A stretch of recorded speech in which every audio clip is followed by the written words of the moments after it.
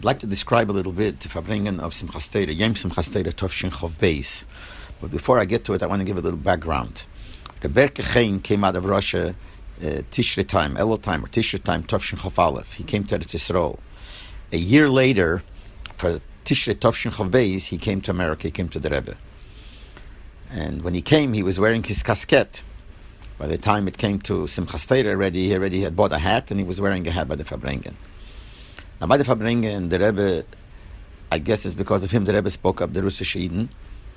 The Rebbe, he came up to the Farbringen, came up to the Rebbe by the Farbringen with a bottle of mashke, 96 from the Chassidim. I guess he brought it from Russia, and he kept it for the whole year, and he brought it to the Rebbe. And as the Seder was, when someone brought a bottle of mashke to the Rebbe would pour a little bit into his kos, and then pour into the person's kos, and give the person the bottle and tell him to distribute it among the people. Same thing here, the Rebbe took the bottle, poured into his cup, but this time he didn't pour in a little bit, he filled up the kos, and then he poured a little bit to Rabbi Chein's kos, and he gave it back to him, and he said distribute it. As he walked away, the Rebbe took the becher and drank up the whole kos of 96. And then the Rebbe motioned that he should come back. He came back, and the Rebbe stuck out his becher and asked him to fill it up, and he filled up the Rebbe's becher again with 96, a full becher, and the Rebbe drank up the whole becher again. And I'm pretty sure that he did it a third time. And then he sat down. The Rebbe turned around and asked him, "Wo is euer casket?" So he said, I guess he said, in the house, I think. So the Rebbe said, you should wear your casket. And he told him to take off his hat. And he said, where's the casket? So he told him to go to get it. And he sent, I think, his son, Rebbe Chein, went to bring the casket. He left, and the Rebbe told him to take off his hat. So he was sitting without his hat. So he was sitting down, amongst the people. And I guess he felt very uncomfortable sitting in front of the Rebbe without a hat. And the Rebbe noticed it. So the Rebbe took a napkin and threw it to him. And he said to him, this lashon, Natach an Amerikaner Makiv. And he took the napkin and he put the napkin over his head. So he had Shnei Makifim. He had his yarmulke and he had the napkin. And the Rebbe started talking about the Rosh Hashanah. It was Behemshech, I guess, over the mashke that he brought. And the Rebbe started talking about the Rosh Hashanah. That was after the Rebbe drank a few bechers of 96 with great hisrakshus. And he's saying, and he spoke about the Rosh Hashanah. The Violet, the Elter Chassidim, Reb Shmuel and Rabbi Rifkin stood next to the Rebbe, saw that the Rebbe took mashke. They wanted to stop the Rebbe from drinking for the Rebbe's benefit, for the Rebbe's health. And I remember the tziyur that they were standing on both sides, and the Rebbe couldn't hear from far what the Rebbe was saying to them, but the Rebbe was like arguing with them, and then Rashag started climbing on the table to say something to the Rebbe, or to say something to them. And when the Rebbe saw him, the Rebbe turned around to him and he said, was der Rakshike Rav sagt, weiß ich nicht. Was Rabbi Rifkin sagt, weiß allein nicht. Was sagt ihr? Was willt ihr?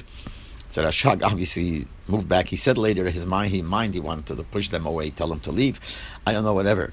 And the Rebbe told him to sing the Nigunim. He told him to sing, I think, the Tzavah Nafshi and Hishir Samecha. For a long time, the Rebbe stood up and making with his hands like never before, singing the Nigam Hishir Samecha. And when they finished singing, instead of the Rebbe sitting down, the Rebbe started talking while he was standing by the Farbringen, which is a seldom thing. He should stand by the Farbringen and talk. And what he was saying was that he's saying that since there is a minyan here, and we're able to make a psak din, we shall machen a psak din, as the Russische Eden soll nach Russland for Russland. We should pasken that the Eibishter should make, and the Rebbe was saying it with such hisrakshus and crying. Then the Rebbe sat down, and the Rebbe said that whoever wants to bring over a bottle of mashke and ask for a bracha could do it. So imagine people took advantage and people started running, trying to get bottles of mashke, and people brought to the Rebbe bottles of mashke. And the Rebbe would, every time a person brought a bottle of mashke, the Rebbe opened, poured a little bit into his cup, poured into the other person, but instead of giving it back to the person, the Rebbe put it on the table. And by everybody like that. So when you looked around, the table got so full, the whole table of the Rebbe was full of bottles of mashke, because the Rebbe didn't give it back. But besides that, the Rebbe would speak to every person who came over and ask him something. There are some people who told me later that they regretted walking over, because one person, Lamoshel, was standing next to me. He walked over to the Rebbe with the bottle of mashke, and I was able to hear. And he gave the Rebbe, and the Rebbe gave him the mashke, and the Rebbe says to him, "Du hast a shirin lernen." You have a shirin learning. And the person was quiet. And the Rebbe said, "Ha? Ha?" And this happened to many people. And it was the Rebbe was very, very bisakshus.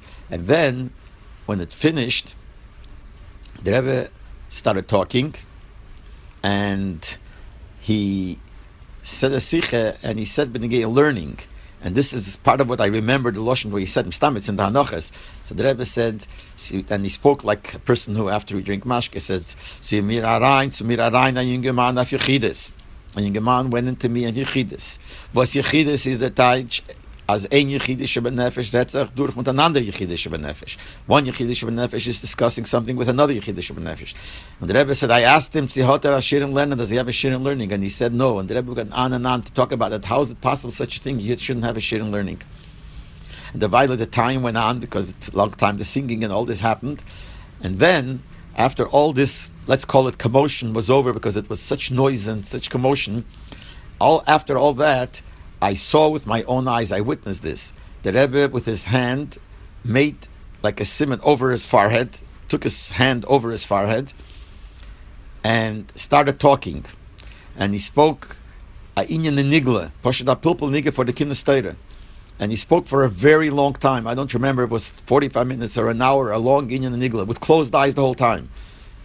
And I saw it poshet by making over his forehead with his hand, that changed. Till then he was like speaking like a person after mashke. It was different, like the story of the Samach Tzedek, that I took a lot of mashke, but then when he did that, then it was like nothing. So they asked him how. So he said, the Gemara says that yain kosher pachat mefige. If you drink strong wine, then if you get scared, it sobers you up.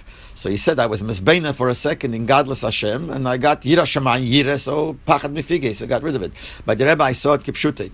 And after the sikha, like nothing happened. After this long sikha, they benched, and then there was Ma'ariv and kosher brocha. It's like regular, like nothing happened. But the Farbrengen was so long, it started around 6 or 6:30. When we finished with kosher brocha and we walked out, it was 7 o'clock in the morning, with a full light after the Farbrengen. This is the Farbrengen that lasted close to 13 hours. This was Simchas Torah Tovshin Chav Beis.